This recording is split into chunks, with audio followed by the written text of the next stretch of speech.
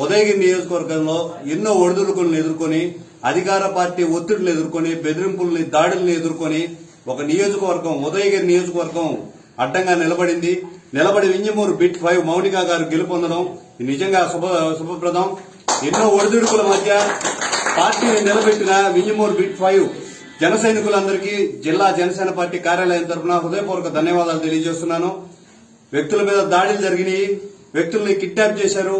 అన్ని ప్రతికూల పరిస్థితుల్లో కూడా ఈ రోజు జన సైనికులందరూ గెలుచుకోవడం నిజంగా గర్వకారణంగా ఉంది. వింజమూరు బిట్ 5 ప్రజలకు అందరికీ హృదయపూర్వక ధన్యవాదాలు తెలియజేసుకుంటాను.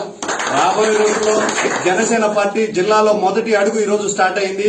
రాబోయే రోజుల్లో ఉదయగిరి ప్రాంతం కడుపు మండిన కరువు తాలూకు ప్రతిఫలం చూపిస్తాం. జనసేన పార్టీ ఒకసారి నామినేషన్ కూడా వేయలేకపోయింది.